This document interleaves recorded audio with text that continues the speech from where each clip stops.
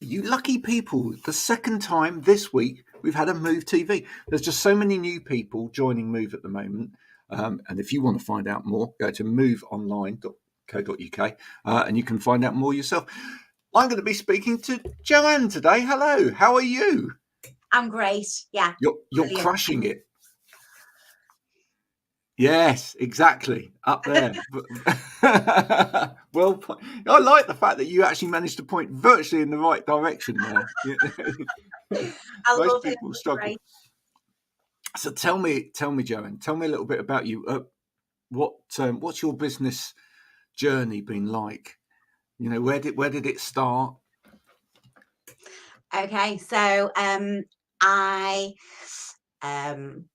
went to college, did my private secretarial course, a recruitment agent at Royal Met College, who we are very lucky to recruit for, and we had a recruitment business that came into our class a month before we all finished and said, we will get you all work. And they did. I registered with the agency and they got me my first 2 temp jobs, one at BICC Cables in Helsby. This is 30 years ago. And then Octel in Ellesmere Port. And after I'd finished those 2 temp jobs, I then, the agency wanted me to come in and help them type CVs. And I sat next to a recruiter and I looked at what she was doing on her daily basis. And she was going to see clients. She was interviewing candidates. She was matching the right people to the right company, culture fit. And she was getting loads of presents and flowers and chocolates. And I was like, oh, this isn't a job at all. This is just matching people to businesses to help businesses get the right staff and to find dream jobs for those candidates. And I thought, what a great job. That's not a job. So that's like running a dating agency, but for professionals. That takes me on to another. Okay. I was just going to ask you. I'm going to interrupt slightly and just ask you, right? Because you said 30 years ago. Okay.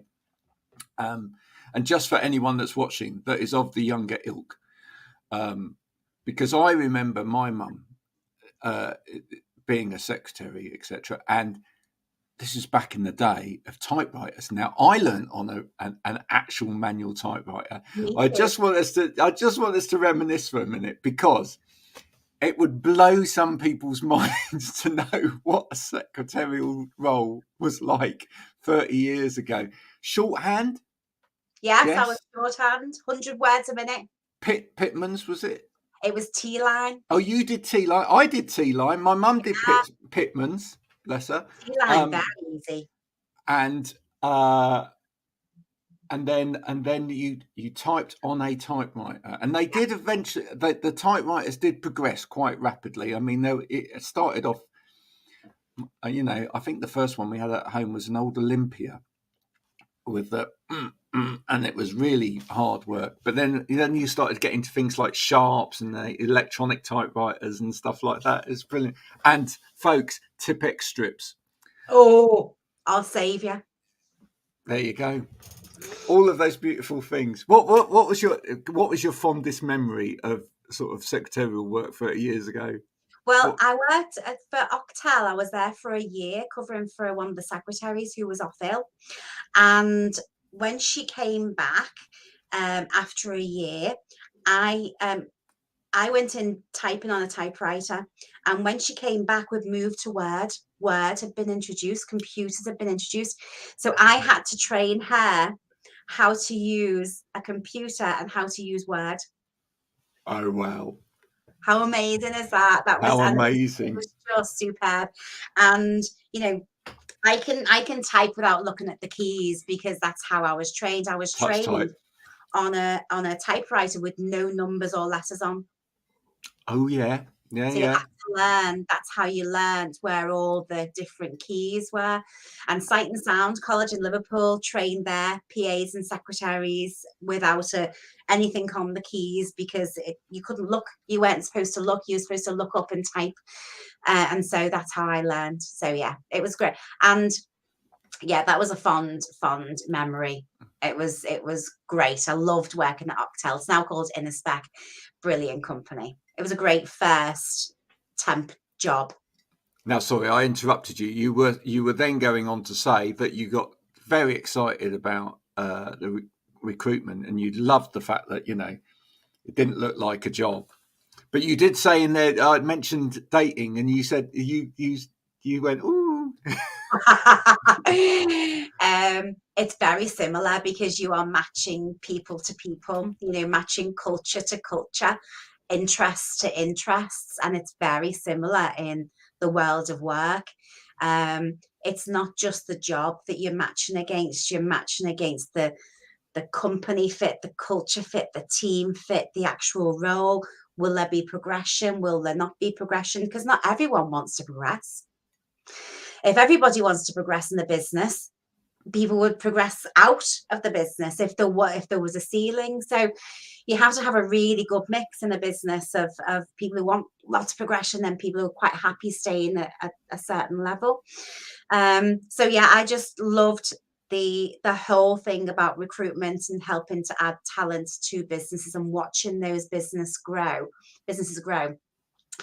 with the talent that I placed in there. And that was the most exciting thing for me. And to walk into a company after a couple of months and seeing people that I placed in there who were so happy in that role, and the company was everything that I said it would be.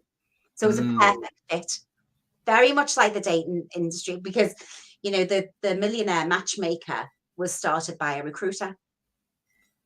There you go. Maybe another business to open in the next couple of years, Graham. You just never know, do you? Well, yeah. What a great strapline that would have. We'll find you a job, and then we'll find you your partner or whatever. Oh, wonderful. Yeah. When you first got started in it, was there anything that you struggled with within the industry? Yeah, I didn't fit the profile of a recruiter. So when I worked for that first recruiter, and they were great, they just give me carte blanche to go and build my client base and find candidates. I left after a couple of years. I was headhunted to go to work for another recruiter in Liverpool. Because I was working on the Wirral. I live on the Wirral and I was working on the Wirral. But I wanted to go and work in Liverpool to a bigger recruiter where I'd learn more and there was more opportunity to progress to management. And they said, no, you don't. You've done your psychometric profile. You don't match a recruiter. You are more a nurturer. You're not a salesperson. Oh, and you weren't yellow enough. I wasn't red in the disc. I wasn't a high red in disc, Oh, right. Okay. And so I said, well, I disagree. And I think you should give me 6 months to prove myself. And so they did. And I set up an industrial desk from scratch for industrial recruitment, packers, warehouse drivers. And I was there. I made probably about 50 to 100 sales calls a day. Hard sales. And I did it and I persisted. And I was given a real great opportunity from Royal Mail Parcel Force in Bootle to supply a couple of temps. And so the temps that I spoke to, I said, you cannot let me down. This is a huge contract. This could be a great contract for you and all your mates, because there's a big group of workers, really great workers in Bootle. And once they all found out you had a great contract, they would all come to you from all the other contracts that all the other agencies had. And this was a prime contract to win. And I said, please don't let me down, turn up for the shifts. And they did a great job. And then within, I think probably about 6 to 12 months, I had, it was about 80 packers in there, and then they gave me the HGV1 driving contract. So I had about 30 HGV1 drivers a day. So it was 100 people a day on site in one client, which from a standing start from zero. You know, my bosses were very happy. It was bringing in a lot of money. It was a prestigious client. And then on the back of that, I won lots of other industrial business. I had my own helper in the office, and it was great. We got a lot of business around Bootle because there was a lot of workers. So I thought, well, if I just get all the business in Bootle, we could, you know, have 200, 300, 400 temps working out. And so it worked out really, really well. And then I got married, and we moved to Leicester, which was where my ex-husband was working. So we moved to Leicester, and the agency said, right, we're going to set up an office. We've just bought a recruiter in Nottingham. Can you manage the office? Wow. We want you to still work for us, but if you can manage. So I said yes. So I sort of set up an office from scratch and dealt with the other agency down in Nottingham. That worked really well. I won a contract with UPS at East Midlands. That was a great contract to win for all their customer service call centre staff. And then I didn't like living in Leicester because there was no coast. Oh, it's dreadful, isn't it? No coast. I have to live by water. Apologies to anyone that lives in Leicester that's listening to this. Okay, and there's lovely parts of Leicester. You've got a wonderful university. We lived in Wixton. It was gorgeous, but I missed the coast. I missed home. Once you've had it, you can't turn back, can you? I know. So we came back.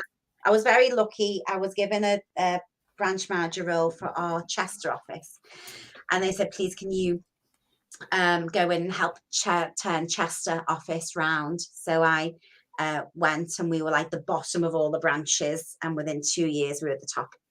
Brilliant. And did really, I got a great team in there, superb team, absolutely love them. Recruited a lot of my own team in there, and kept one member of staff from the previous team.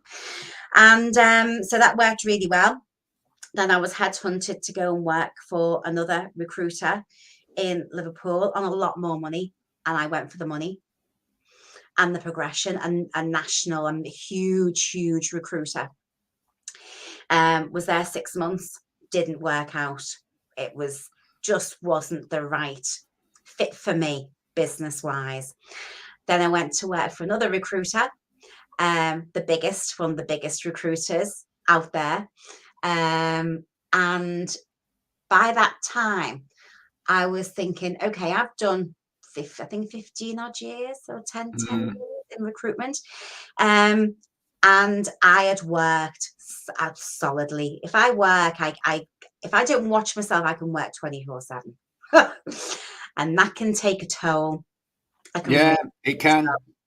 And in the end, I said, you know what? I am working so many hours. I am so tired. I'm going to take a break out of recruitment. I'm going to come out. And I went back to doing PA work. Wow. For about 3 years, PA, call centre. I was also doing shows in the evening, like amateur dramatic shows and stuff. Oh, come on, now stop for a minute. Tell me about it. Come on, Joanne. Now we're getting into the juicy stuff. Okay, what sort of amdram was it? Musicals or? It was Ellesmere Port Operatic Society. So we did like Oliver, Jesus Christ Superstar, Half a Sixpence. And so I really love that, because I sing with a choir now, sing with Pop Fox, which are based in the Northwest, and we do gigs all over. And I just, singing to me is a release. Pop Fox, that sounds cool. Oh, it's just amazing. Yeah. What sort of stuff do you sing? Oh, everything. We sang at Eurovision in Liverpool. When Eurovision was on, we sang for the BBC. So we sang Get By With a Little Help From My Friends, Song for Ukraine. We sing, Adele songs. Did you do the Gary Barlow song? Did you do that? Sing? I don't know. I don't think so. No? I had a break for about 2 years and then came back out. I've been with Pop Fox for about 6 years, I think. About a 2-year break and went back in beginning of this year. Is there video footage of you singing? Yes. Fantastic. Joanne, you must let me know where that is later so that I can have a look, and then I can tease everybody else. No problem at all. And they might go and look as well. That's fantastic. Yeah. It's almost like doing my day job here, having you on, because I interview musicians. There we go. So listen, you've gone full circle in terms of your career, and then there must have been a breaking point where you went, right, I'm doing this for myself. Yes, one of my very good friends, Christine Guilfoyle, who has got her own recruitment business in Liverpool now, was working for, renamed to Spring Personnel, and she lured me back into recruitment. She said, I need an office manager to help me run this office, and we've got loads of contracts. And I was like, no. And she lulled me back, and I went back, and I got back into it, loved it. And it was the chocolates again, wasn't it? Oh, I just loved it. And I just went to it for another recruiter on the Wirral. But at that point, I was thinking, could I do this myself? No, I won't. The lady that I was working for on the Wirral Steph Recruitment, Steph closed the business. She'd had enough. Great company, and she was such a great boss. And she said, you can take all the clients, to your next place, or set up on your own. And I was like, I don't really want to set up on my own. I'll go and work for another recruiter in Chester for Kirsty Craig, who I love. She's absolutely amazing. I love Kirsty Craig. She was running the Business Connection. So I joined Kirsty at the Business Connection, took all my clients with me. And then after 4 years, I joined BNI Networking. One of my networking buddies rang me and said, Jo, you should do BNI Networking. It's right up your street. It's about, you give referrals, they give referrals for you. There's a lot of accountability. It's not turning up and giving a business card and hope somebody will ring you. It's proper referral business networking. You'll love it. And I was like, no. I go to them all and they don't work and blah, blah. And he said, no. Anyway, went along. And I walked into this room of business owners, and 7 out of the 30 businesses were companies that were in my top 100 to do business with that year. So I said, where's the application form? I need to join this group of business owners. And I was the only employee in a room full of business owners. And when you get within that group of people, and every week they're saying to you, why haven't you got your own business? Why aren't you doing this for yourself? You can do it. And the belief they had in me, they basically turned my hand. And after a year, of BNI, I gave my notice into Business Connection and said, right, I'm going to start my own business. And they were great. They wished me loads of luck. But I was contracted out of all my clients for the first year. So I walked away from, about 150K's worth of clients, and had to start from scratch. But the BNIers said, we've got you. We will help you get this business up and running. The accountant gave me free accountancy for a year. The IT company gave me free IT for the year.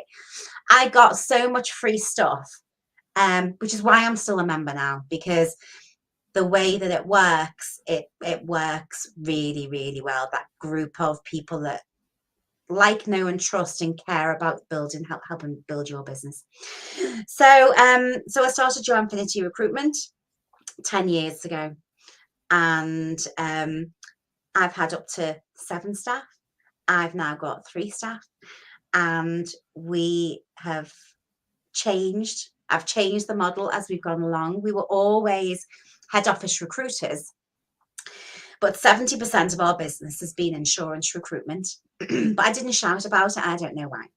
I always like to have, we do recruit for anyone, but that's not good when you're selling your service, because you can niche the niche and then niche the niche.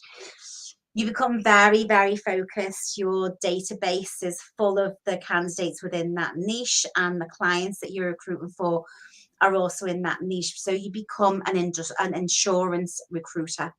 So 70% of our business is insurance, 30% is ad hoc, of clients who we recruit head office staff for, and we love that client. We've had that client 5-10 years. Right. We're always taking on new clients because they have to fit what we want as a client, as well as our candidates. So with our clients, they have to be a great employer. And what that means is they have to care and love their staff. They have to care about the people who work for them. And they invest in their staff. They train them to as much as they want to be trained. They have good processes in place. They have good training. They have good HR. Every single department in that company has got to be good and centered around the people that work for them. Because without a great team, you haven't got a great business, have you? There's not many businesses that haven't got staff. Every business has staff, do they not? That if you want to grow and grow and grow, you've got to be able to delegate. So I delegate. Well, it's either that or grow another pair of limbs. Yeah. So, I do what I'm really good at in my business. So I'm really good at sales and networking and strategy. And the rest of my team do what they're really good at. I could be a 360 recruiter. I've done a 360 recruiter job where you get the job, you find the candidate, you negotiate, you interview, and you wrap it all up, and it equals a fee. I've done it. But nowadays, if you can dissect a 360 role and do what you are really, really good at, and then define those roles within your team and enable them to do what they're really good at and what they enjoy, and recruit more people within those roles that you need, then I believe that you just have a great team that you can then just build and build. I agree. And we outsource everything else. So anything that we're not good at, like accountancy, like IT, like some of our social media stuff, like website, everything else that we are not good at and we don't really want to do, then we outsource it. I've got a PA that I say, right, can you just do that because I haven't got time? Can you just sort of hold it out for me? I haven't got time. So can you just sort this and sort that? Can you get a hotel room for me? I just haven't got time to do it, and I don't want to do it. It's boring for me, but to somebody else, it's really exciting. They love it. They love it. Now, listen, I've got a question. Having listened to all of that, and it's fascinating listening to your story, Joanne. You said earlier on that you didn't fit the profile of a recruiter. Do you now, because things have changed in recruiting, do you now fit the profile of a recruiter in 2023, 24? 360 recruiters aren't really out there now.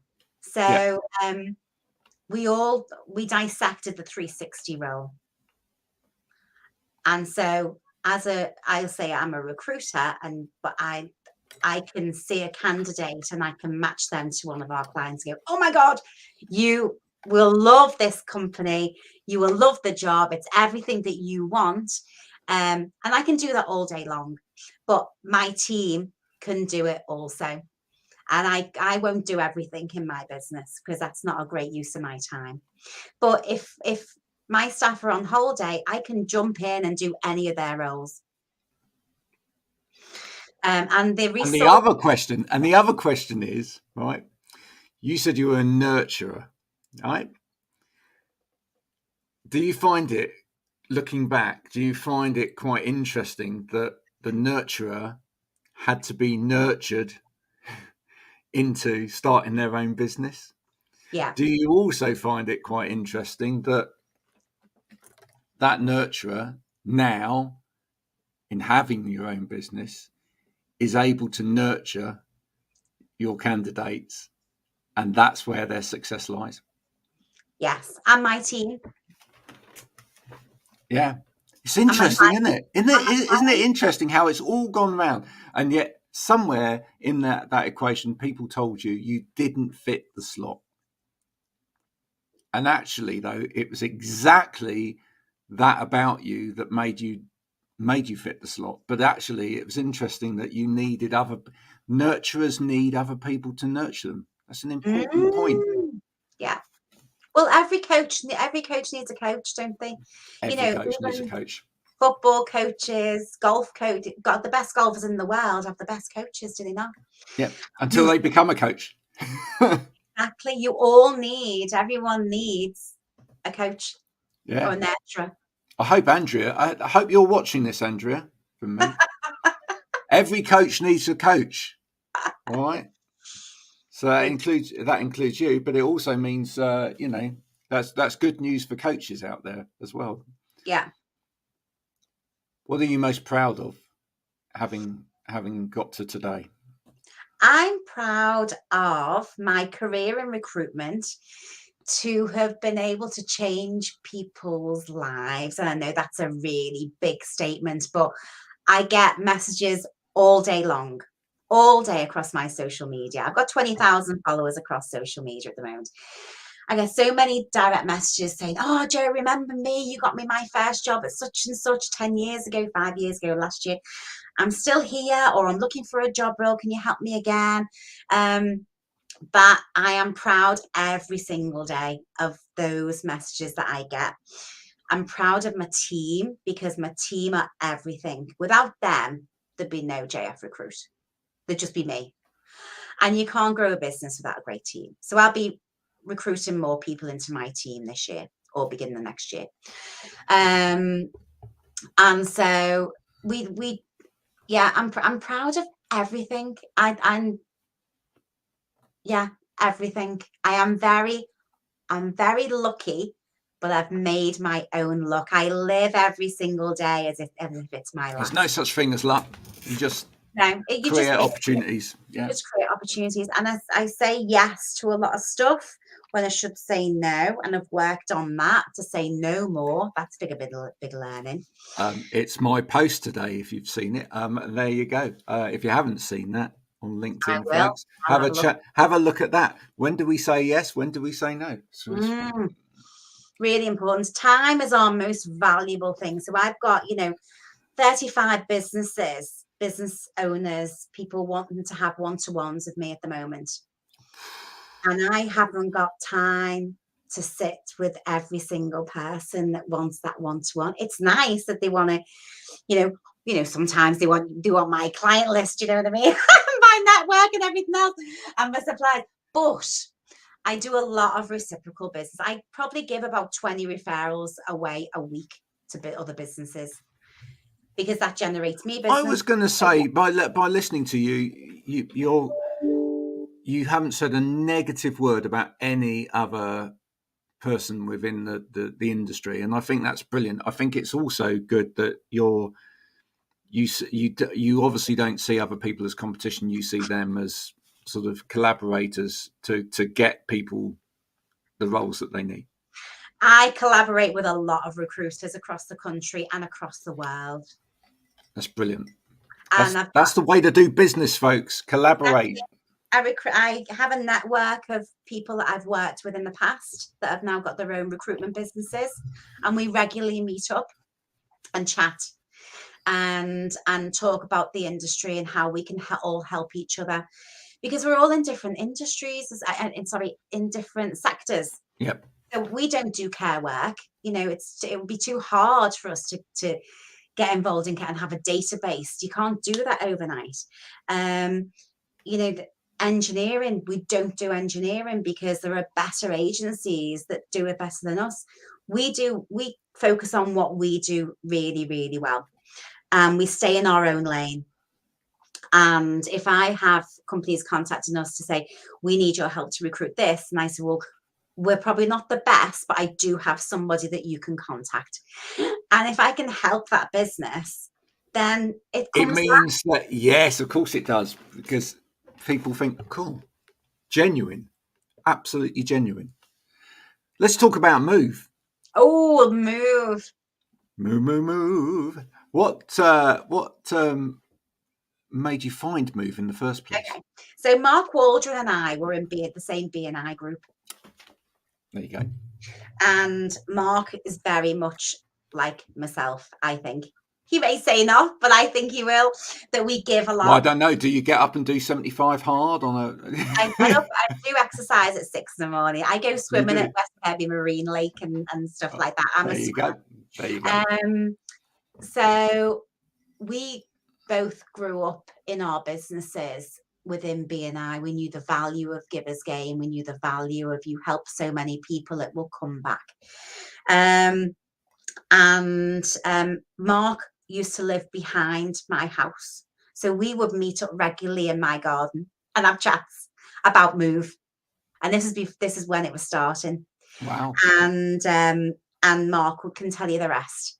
But I said, you are onto something really, really good here. It'll be amazing. I mean, West Kirby Marine Lake walks, I do that with all my clients and my friends. We do walkie-talkies. So it's business and walking, and it's just the best thing ever, rather than being stuck in an office or a cafe. But cafes are great, but if you want to write stuff down, but if you can walk, you get so much more out of it, and it's good exercise. And Mark's resilience, you just knew it was going to be a success. And he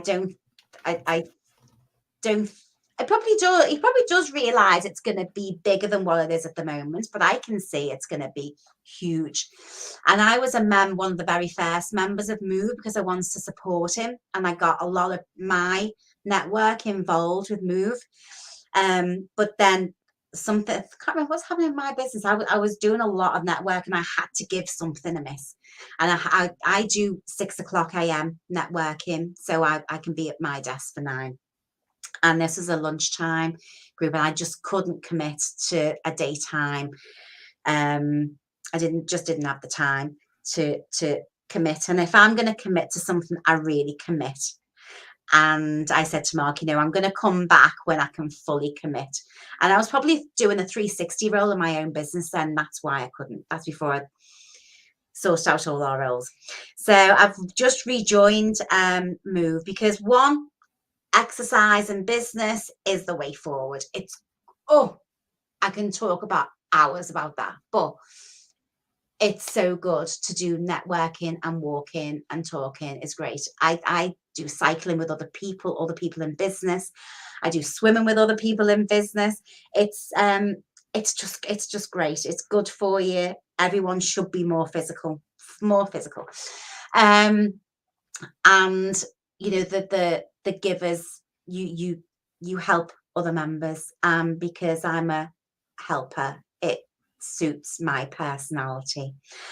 When you go to other networking events and you drop a business card and you hope and that doesn't work for me. I'm very strategic in where I network. I always make sure I'm in the right room, because I've been in a lot of wrong rooms for my business, and it's only with experience that go into all those rooms you realize what a right room looks like and what the right network looks like for you. Move is superb. B&I, superb. So I'm with the chambers as well. We're all in Cheshire Chambers, and again, they work really, really well. So that's why I joined Move, because to support Mark, because he's great. He's a great fella, and his business is superb. And Andrea, superb. I've known how good Andrea is for years and years. She's superb at what she does. So when you've got those two together, it can't do anything else but be successful in whatever way they want it to be successful. It will work. That's lovely. Oh, thank you so much for sharing that today. Thank you so much. Look at that. Half an hour just gone.